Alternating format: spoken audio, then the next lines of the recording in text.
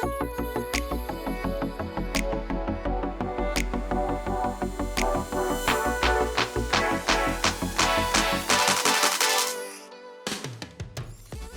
Future Construct podcast episode is supported by Applied Software. Applied Software is on a mission to transform industry by empowering their clients and championing innovation with real-world expert consultants.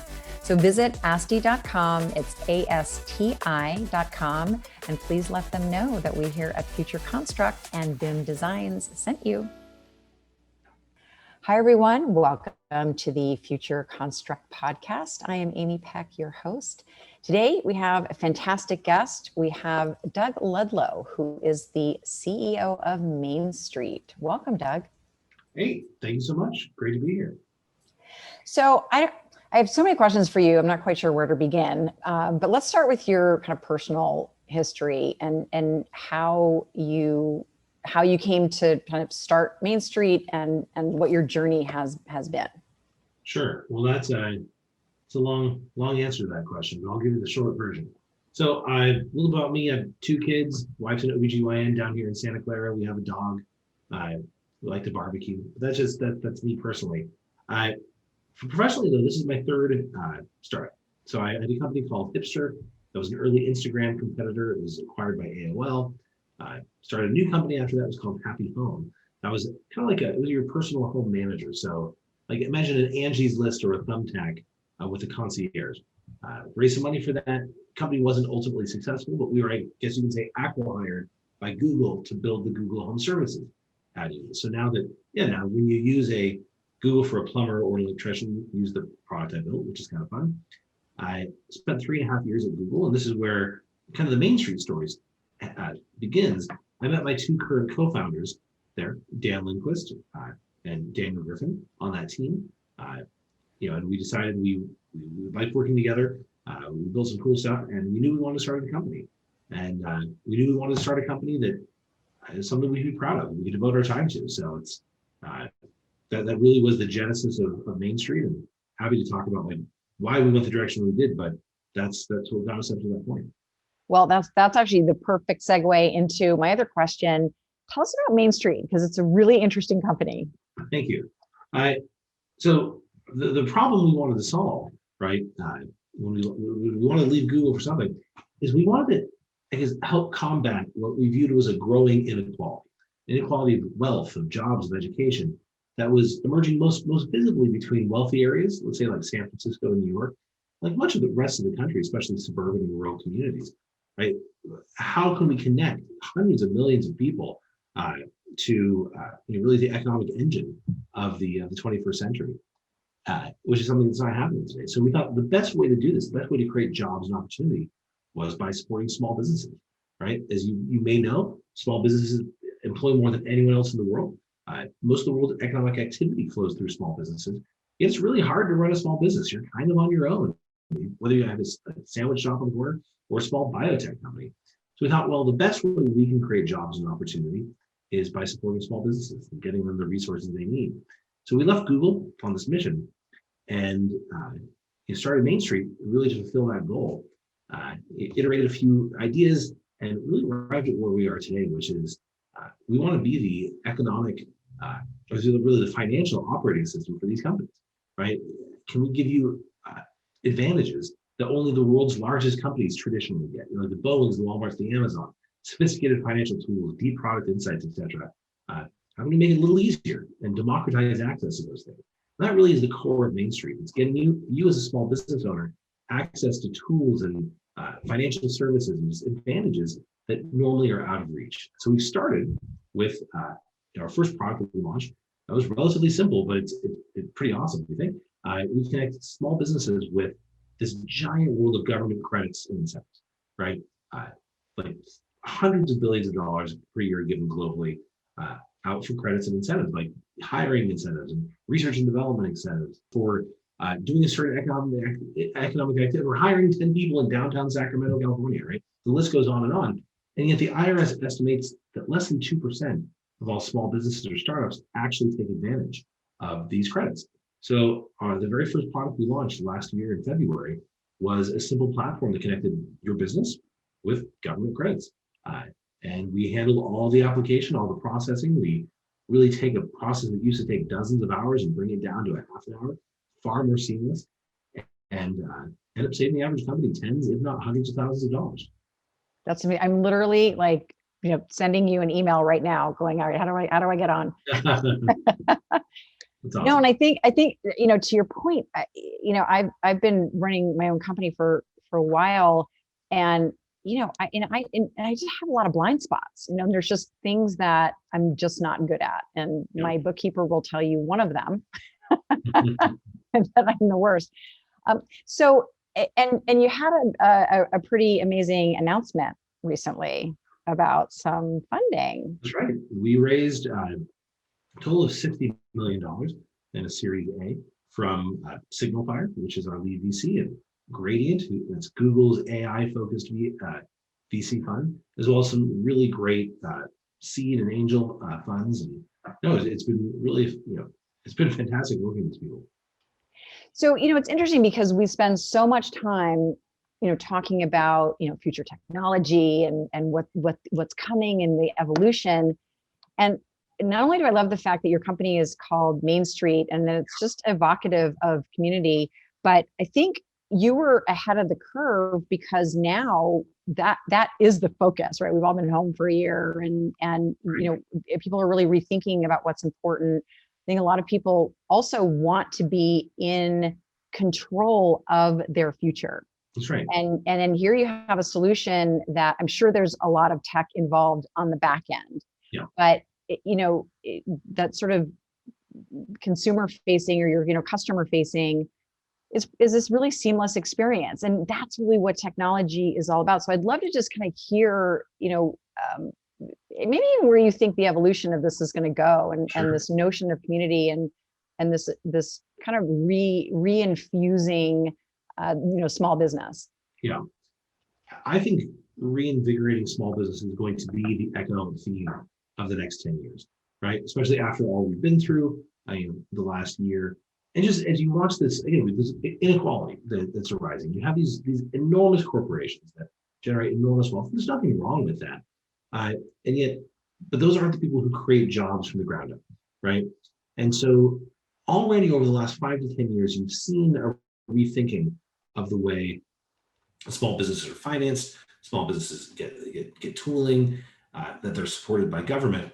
And I think those trends are only going to accelerate, right? As people go distributed, and as some people work from home and some people don't, right? Most people don't know this, but there's actually tax credits and incentives and savings you can get as an individual working from home, right? There's all sorts of things that are, it's a fragmented market, right? All these different advantages you can have as a small business owner. I think hopefully the next 10 years, we'll see not only consolidation of that, and things like Mainstreet are helping make that possible, but you'll also see more opportunity, more help from government, more access to financial tools. If you look at the world of fintech, right, or the world of global finance, there are trillions and trillions and trillions of dollars locked up. And fintech, and especially small business fintech, represents what may end up being one of the greatest transfers of wealth in the history of mankind, which comes from can we give the small business the access to these trillions of dollars in advantages that they would have missed out on, and if we can do that, things will look very different.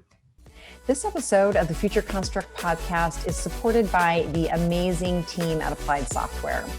They have solutions for any modern project. Applied Software is on a mission to transform industry by empowering their clients and being the champions of innovation with their real-world expert consultants. They have a comprehensive suite of solutions for AEC, MEP, and manufacturing, and they have a singular focus to help you achieve higher performance.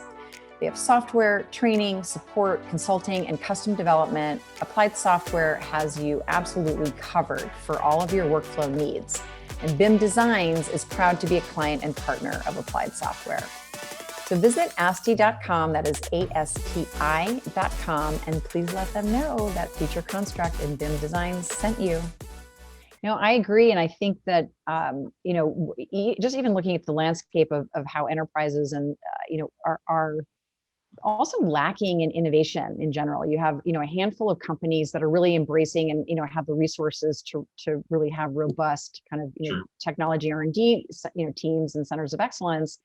But, I think you're right. I think this opportunity of, small business and really the individual kind of being much more empowered within their own lives. I think a lot of people also were laid off, over the last few years.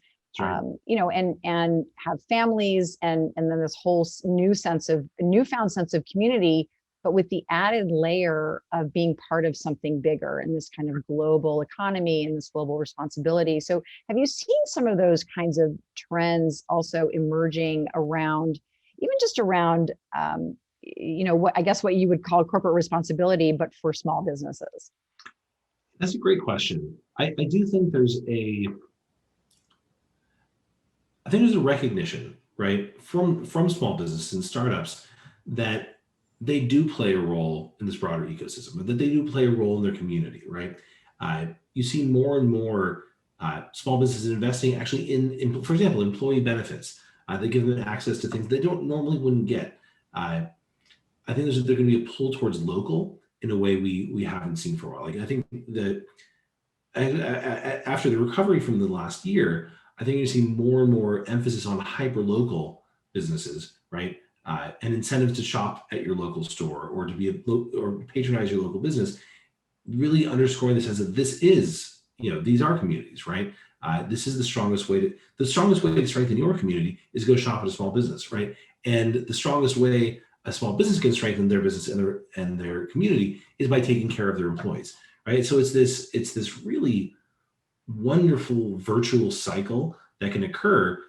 The more the small business takes care of their employees, the more their employees have money to go spend in the community, the more those businesses will go. So I think corporate responsibility, I think, has this, I don't know, you think big giant corporations and giant giving programs or checks, you don't often hear that phrase applied to small businesses, but I think it's something, it's a recognition.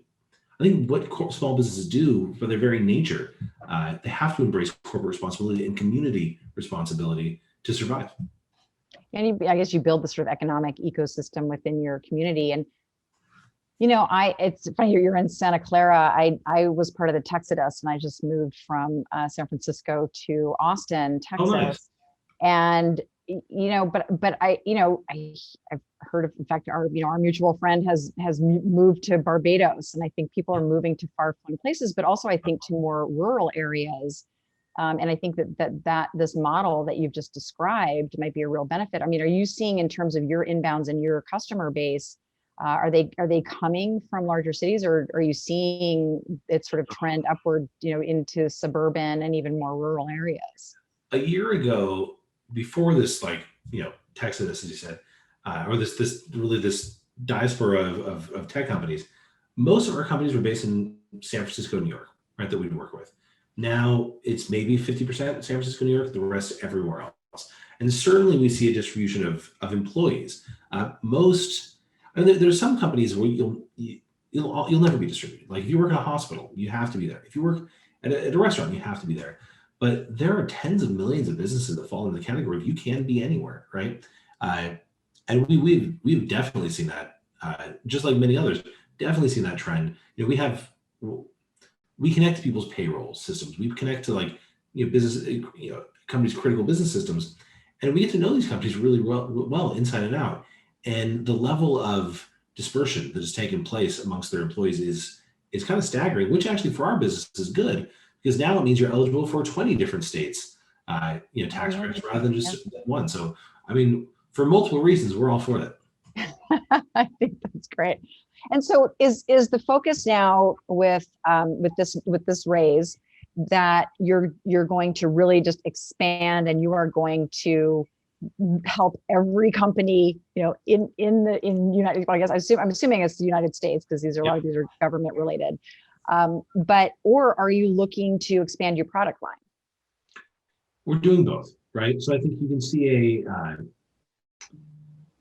we'll go deeper in certain areas and expand in certain areas. For example, we're continuously adding new credits to our tax credit product, right? And there will be a constant drumbeat of there's 2,000 credits in the United States. We'll keep adding ones that are valuable. We're also going to, keep our nose to the ground or ear to the grindstone, or whatever the term is.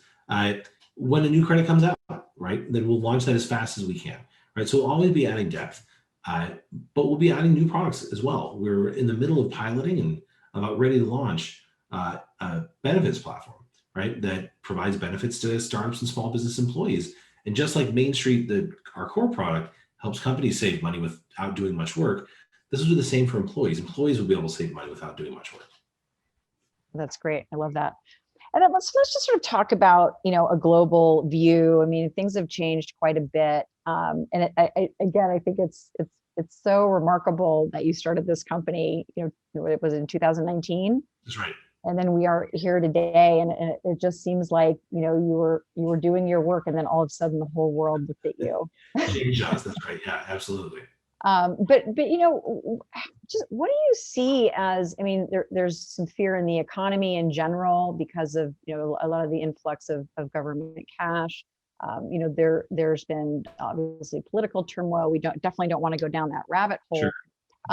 But do you see this kind of outlook of, caution, or are people, do you feel like, no, we're going full steam ahead now? Well, I think if you look at the startup environment, you see the biggest fundraisers that have ever happened. You see a massive amount of capital, and you see zero fear. And that's probably a bad thing, right? We probably should be a little more scared about what's going on. It's hard to reconcile that we have a roaring startup economy, and yet still unemployment remains high, right? The stock market remains really high, and unemployment rate. So I don't know what type of correction there will be, right?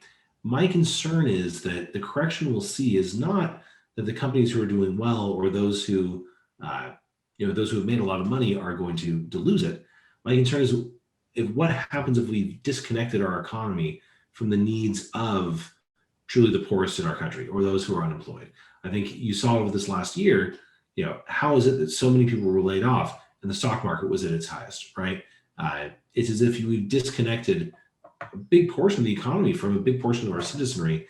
That's the type of thing to where long-term, I know we go down quite the rabbit hole here too, but that's incredibly destabilizing over the long run. That's what you saw at the French Revolution 200 years ago, right? When you have massive inequalities. But for the time being, I don't see a massive correction. I'm not smart enough to be able to predict if there would be one. It's much more the long-term consequences of what happens if the stock market keeps roaring for those who have, and the economy isn't able to provide for those who don't. And do you see an opportunity for, your company to get, so large and influential, because you're working with, this broad swath of small business, that you might even be able to influence tax credits that are coming down the pike? Because especially, you mentioned that there are tax credits for, hiring certain people in certain locations. Yeah. I mean, is that sort of the goal, to have that level of impact and maybe influence to help some of these challenges? It is. So let's talk about Walmart for a second. Walmart employs more than any private employer in the United States, 1.6 million people. Well, that's just a tiny fraction of the amount that small businesses employ, right? But a small business on their own has no power to shift policy, no power to really change anything. What happens though with a company like Mainstreet, we're able to aggregate together, millions of these small businesses, representing millions, if not tens of millions of employees. Suddenly you have, our little company would have the ability to negotiate with governments at the rate of, multiple Walmarts, right? Multiple Microsoft. That's a power that becomes really extraordinary, and it really would help bring, again, if our whole goal is to democratize access to these advantages that big companies have, well, why shouldn't the small business also have access to lobbying, to congressional support, to the ability to shape policy, right? That would be an amazing thing if Mainstreet were able to help, slightly influence U.S. tax policy, U.S. Employment policy to be more favorable to small businesses and their employees. Now, that would be that would be a dream and a true fulfillment of what we're trying to do. And there's something, it was funny before you even said the word lobby, I thought, God, wouldn't Mainstreet lobby? That just sounds like it's a great name. Yeah, the Mainstreet name works over and over and over again. It really does. We'll eventually pivot into an ice cream shop, and that still works. It's just, this is true. And then you'd be able to save yourself money with tax credits. It's all a thing of beauty. It's all in the long. So, let's talk a little bit about tech, because, you have some experience, at Google. What were some of I know you're not allowed to tell tales out of school at Google, but, of the publicly known things that Google is working on, what kind of emerging tech do you see having the most promise? And maybe even let's relate it to small business. Like, what are some of the, how would they be leveraging blockchain or AI or, AR? That's a good question. The thing that is always running under the surface that no one really talks about, and I don't know how to connect this to small businesses, but the thing that you always hear at the corner of companies like Google and now Microsoft, and certainly many companies in China are investing in this, is quantum computing, right? It's this orders of magnitude step up in the type of processing power we can have. And I don't think, so the startup ecosystem is very good at taking what's released or what's about to be released and building on top of that, right? I don't know if we're ready for what are the consequences when we can process at order of magnitudes, greater than we have before. What does that mean for the stock market? What does that mean for healthcare if I can suddenly use these amazing machines to diagnose my chance of cancer in 30 years, right? There's an enormous, and that combined with AI, right? There's an enormous amount of potential that I don't think we've really quite grasped what can happen because of this, right? We tend to think in days or years when we turn to technology, like, hey, I'm excited for the new PlayStation to come out. I'm excited for the new Xbox, or hey, my refrigerator now has a TV on it. These things. If something fundamentally changes the way that computers work, right, and significantly speeds it up, and that Google is working on that, Microsoft is working on that. Like, I don't know what that means for the world, but it means we'll have access to things we've never dreamed of before. It also means that the companies and the countries who control these will have access to enormous power. That's why there's often now, you talk about a race between China and the United States, talking about like the race to build AI, and billions of dollars being invested in this. So long story short, like I know there's lots of other great things that Google, for example, is working on. But it's these kind of quiet, big projects that are most interesting, because if they work, they change the world. Yeah. And I think positively, but one of the things that I get asked all the time, and it is a conundrum, and this could be another Mainstreet product, is the fact that large companies, wealthy nations have access to better, newer technology. They're also able to attract the brain trust with better lifestyle, better quality of living, and everything. Sure. And so how do you see, and actually I do kind of love this as a Mainstreet product. We're gonna have to workshop this. Excellent. But do you see a way to make this technology more accessible to smaller companies? Oh, absolutely. Right. I think there's and that's really what this whole wave of companies coming around now is doing in their own ways, taking a piece of what used to only be available at the big company, make it available to small company. A great example of that is one of the companies we partner with. It's a company called Ramp. I'm giving them a free promotion here, so maybe they'll give us a discount. What Ramp does is it spins up a corporate card system and an expense policy system that rivals what you get at a large company, right? A sophisticated, big, giant corporate level reimbursement program that any small business can take. I mean, that saves the small business hours and hours and hours.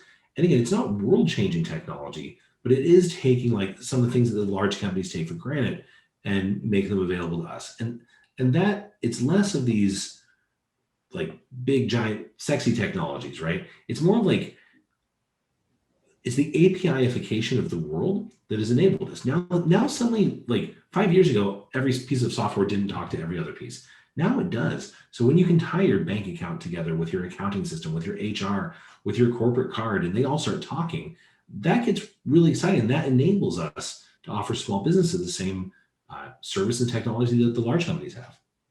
Yeah, and I think even just and then putting a layer of AI behind that to help you optimize your spending and investment. I think it kind of goes on and on. Actually, I have a potential partner for you, a very large data company that to your point you just mentioned, people have I think have the perception that some of these large technology companies are just too expensive and don't service small business. And I had a call with them last week, and they're kind of they're a huge company.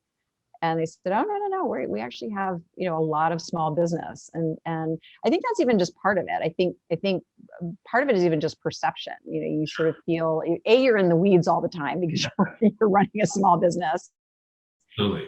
and then and then B, I think sometimes it can kind of seem just inaccessible. Oh, absolutely, I totally agree. So, all right, let's talk about I don't know.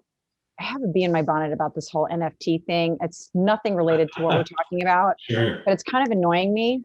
So let's maybe go off on NFTs a little bit. Sure. It just makes me wish I was a digital artist, right? And sell my NFTs for millions of dollars. I honestly, I have no idea how this is sustainable at all, right? Right.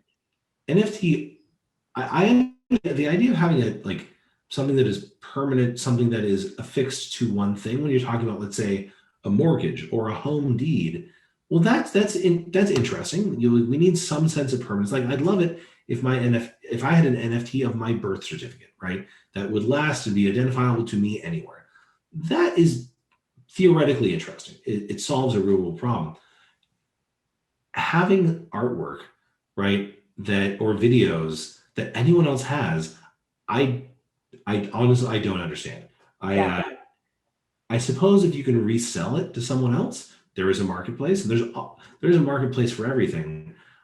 I just can't imagine that the market will be eternal. You'll also notice there's a big drop off. Bitcoin dropped in value almost 50% over the last few months, right? Uh, NFT, suddenly the buzz disappeared because a lot of Bitcoin overnight, Bitcoin millionaires suddenly lost it all, right? And they don't have the time to diversify into other sorts of crypto. Uh, yeah, I am. Not only do I not fully understand NFTs, or at least that I don't understand the appeal, I'm very, very, very bearish on the concept.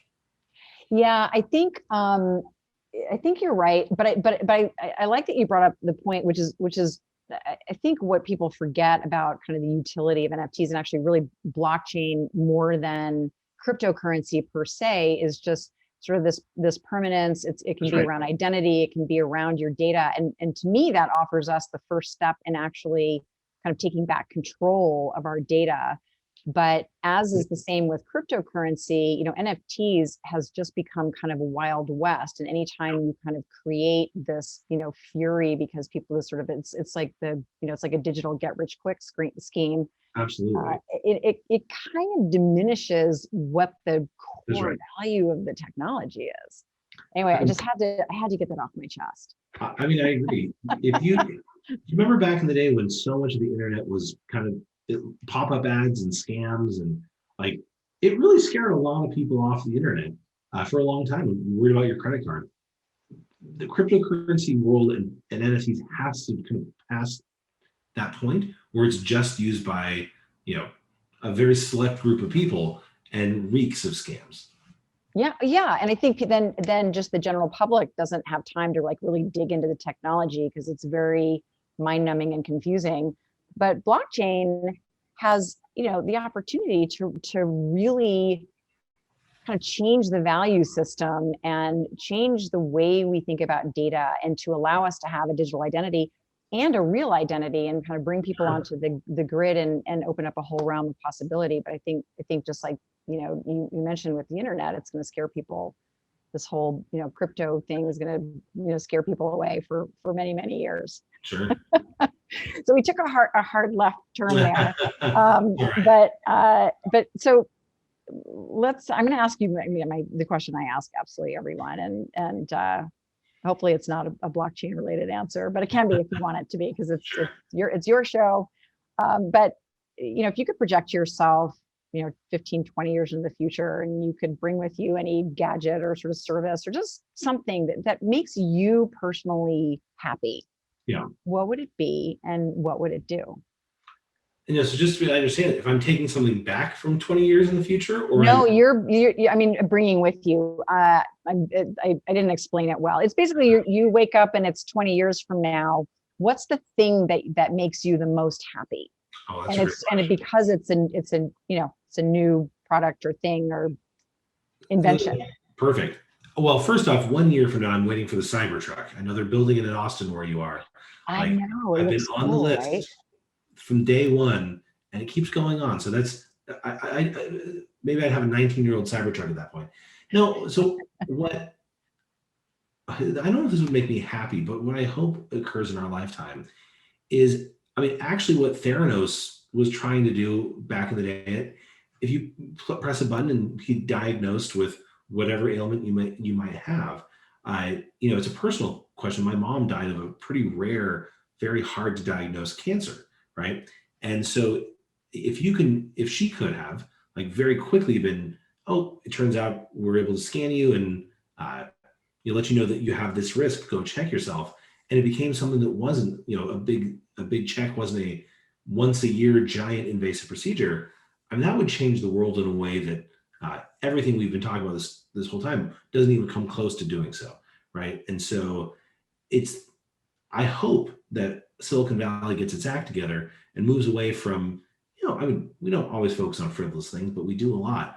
Uh, and that with Theranos and the failure there didn't scare people away from, like, what if we applied this amazing technology that we're building to, the health of mankind, like, and miniaturizing it and just like Mainstreet, we're trying to democratize access to big company tools. What if we could democratize access to what we consider amazing medical tools and put that in your pocket, just like the iPhone put the internet in your pocket?